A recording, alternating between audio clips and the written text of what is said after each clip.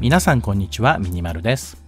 絵が上手くなりたいという皆さん、クロッキーや模写をして頑張って毎日練習してもなかなか上手くならないなとか、何か壁にぶち当たってしまって自分の絵が進歩していないように感じたり、また自分を超初心者と自覚していて、人物をうまく描きたいけれどどういう風に描けばいいのかそもそもわからないと悩んでる人はいませんか？今日はそんなあなたにこれを覚えたら人物を描くのが格段に上手くなってしまう方法を教えちゃいます。そんな方法あるわけない。どうせ難しい練習方法なんでしょう。結局初心者には手が届かない方法に違いないなんて思いましたか？そんなことはありません。めちゃめちゃ簡単なので今日からすぐに誰にでも実践できます。引っ張ってもしょうがないのですぐにやり方をお教えします。その方法とは立方体と円柱を使って描くです。なんだそんなことかと思った人もいるかもしれませんが、立方体と円柱を適切に用いることで人体解剖学にも合致したリアルな人体が思うように描けるようになります。適切に用いるというのが大事で、この適切に当たる部分が今回は2つあります。その2つとは人体の比率とラッピングラインです。実際に描きながら説明していきますので、皆さんも動画を見ながら試してくださいね。まずは基本的な立ちポーズから説明します。頭部は卵型に顎がくっついた形をこのように描いてもいいんですが、箱で描くと側面が分かりやすいので、いろんなアングルで描きたい場合はまず箱型を描くと顔をうまく描く補助になります。首を円柱で描き、胴体を箱で描いていきます。まずこのように胸の部分を箱に置き換えます。箱の一番下のラインは大胸筋の下のラインと一致します。真ん中に正中線のラインを引きます。この正中線のラインのような長い流れをリズム線と呼び、人物のポーズを決める際に最初にざっと書いておいたりして大まかな流れを決めたりするときに使います。骨盤も箱で書きます。骨盤と胸の箱の距離ですが、胸の箱の 1.3 倍ぐらい、胸の箱より少し長めくらいの距離です。そして骨盤を簡略化したこの箱は縦の長さが胸の箱の 0.8 倍くらい、胸の箱より少し短めと覚えましょう。人体はこのようにパーツの比率を覚えることで書くのが早くなっていきます。数字が出てくると覚えるの大変と思うかもしれませんが、最初のうちは胸の箱を書いて、それよりも少し長めにお腹の長さをとって、骨盤は少し短めに箱を書くくらいのアバウトさで構いません。この距離感は何とか模写などをすればすぐに慣れていきます。何も知らないまま模写を続けるより、箱の比率を知ってから模写した方が数段練習がはかどります。私が今回の動画で初心者の方に教えたいのはまさにこの部分で、初心者の人がうまく描けないのは描き方を知らないだけなんです。例えば料理初心者に小麦粉と卵とバターを渡して、今から美味しいスコーンを作れ、出来上がりの写真はこれって言われてもどうしていいかわからないですよね。料理にはちゃんとレシピがあって、小麦粉にバターを混ぜて練って卵を溶いて、それをさっきの粉にさっくり混ぜてと、ちゃんと美味しい作り方があるわけです。人物の絵を描くときも全く同じだと思います。上手い人の絵を見てそれを目標にたくさん描いていくという練習でも悪くはないですが、それでは効率が悪いです。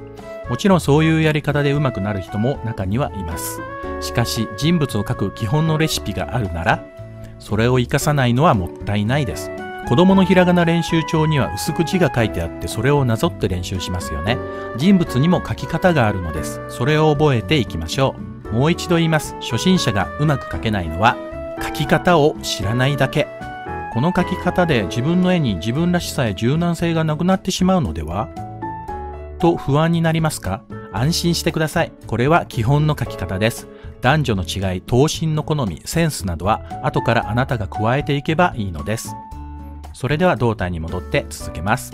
胸の箱、正中線を描いて骨盤の箱を描きました。自分の腰を触るとわかりますが、骨盤にはこの位置に出っ張った部分があります。痩せている人などは皮膚の上からも確認できる部分です。ここを V の字に結ぶと骨盤の簡略化ができます。真ん中の股の部分は恥骨です。骨盤の箱を台形に描くとより実際の形に近くなりますが、描くのが難しいかもしれないのでこのままでも構いません。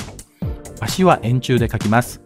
股の付け根に輪切りの円を描き、膝まで下ろします。台形で描いている場合は少し大きめに外にはみ出すように輪切りの円を描きます。これは大腿骨の形がこうなっていて、大天子と呼ばれる部分が骨盤から横に飛び出してから膝に向かう形をしているからです。この大天子が横に飛び出している分、骨盤の幅よりも股の付け根の幅の方が広くなるということです。膝はパーツを分けておきたいので、膝下からまた円柱を足首まで描きます。ふくらはぎを描くのが難しい場合は、まずはまっすぐの円柱を描いて、ふくらはぎの膨らみの頂点あたりに輪切りの線を描いて、それを補助線にして描くと簡単です。このような輪切りのラインをラッピングラインと呼びます。円柱の外周に沿うようにぐるっとラッピングされている線です。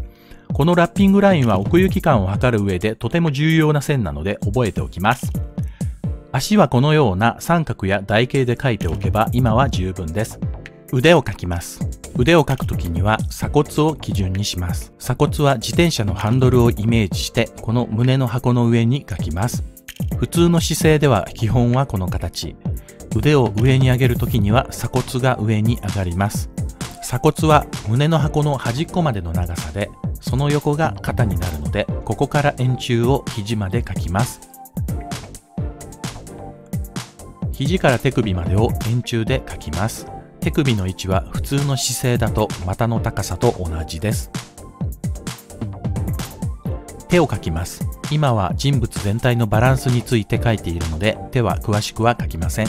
手や足の描き方については別動画にまとめてありますので、よかったらご覧ください。お腹の部分をつなげておけば、これで基本の立ちポーズの完成です。すごく簡単に描けるんですが、もしかすると初心者の人にはまだうまく描けないかもしれません。というのはまだ一つ教えていないことがあるからです。それは体全体の基本の比率です。同時に説明すると覚えることが多すぎて初心者の人が混乱しちゃうかもと思ったので後回しにしていました。すみません。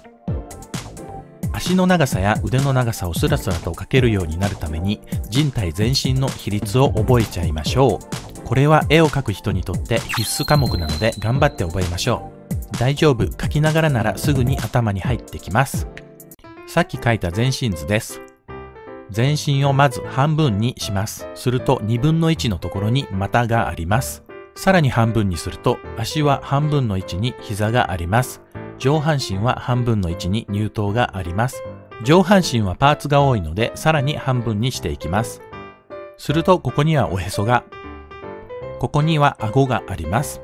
つまりこの基本の人物の比率は8頭身ということです。スラッとした人物を描くときの比率ですね。胸の箱はこの真ん中下の部分から山形にするとこのように肋骨の形に置き換えることができます。肋骨とお腹の境目にいわゆるくびれができるわけですが、肘の位置もくびれの高さと同じくらいです。肩から肘までと肘から手首までは同じくらいの長さと覚えてもいいです。このような基本の人体比率を頭に入れておくと、箱と円柱で人物の当たりを取るときにも役に立つというわけです。可愛い女の子キャラなどは 6.5 から7頭身くらいが多いです。基本よりも頭を大きくしたり、足を長くしたり、胴体を短めにしたりすると良いですね。自分の好みの頭身で絵を描くにしても、やはり基本の人体比率は大事です。大事な物差しを一つ持っておきましょう。他にもいろんなポーズを箱と円柱で描いてみましょう。座っていたり、足を上げていて太ももが前に曲がっているとき、大腿直筋という太もも前面の筋肉は骨盤の箱の出っ張っている部分、上前腸骨極ではなく、その下にある下前腸骨極から始まっています。なのでこのポーズでは太ももの円柱、股の付け根のラッピングラインは骨盤の箱の上側よりも少し下に下げて描きましょう。前から見た場合でも先ほどは股の付け根から円柱を描きましたが、足が始まる部分は骨盤の上から少し下がった部分からだと覚えておくと良いですね。女性のバストは大胸筋の下のラインからはみ出すような位置にあります。胸の箱でもこの一番下のラインを基準に描きましょう。腕を上げている時にも鎖骨がまず基準になります。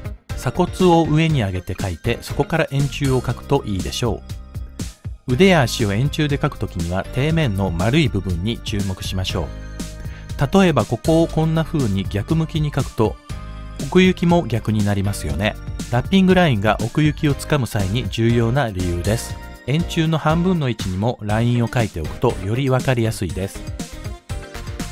背後から見た人物の場合は背骨が正中線になります。腕の円柱を描くときは鎖骨と対になる肩甲骨を基準にします。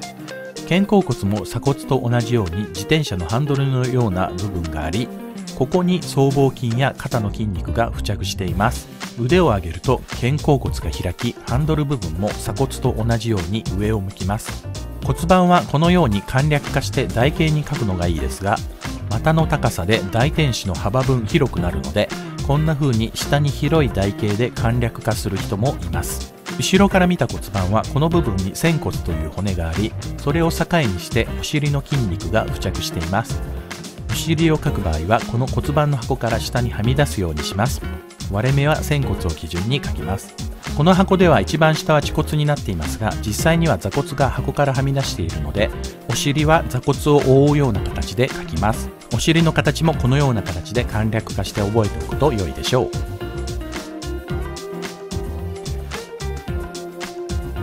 上半身をねじったような難しいポーズでも箱を基準にすれば簡単に描けます。胸の箱と骨盤の箱は骨なので形が変わりません。なので基準となるこの2つをまず描きます。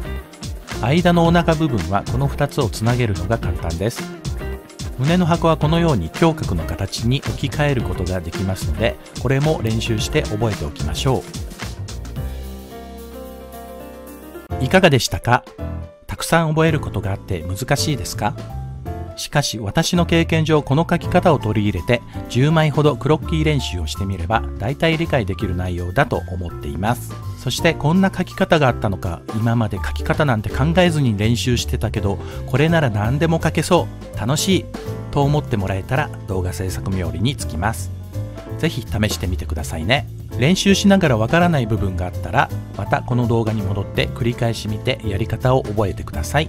そうすればあなたの書く人物は格段にレベルアップするはずです。あなたは書き方を知らなかっただけなのです。今回の動画は以上です。このチャンネルではお絵描きに役立つ情報などを定期的にアップしております。よかったら高評価、チャンネル登録よろしくお願いします。それではまた次の動画で。バイバイ。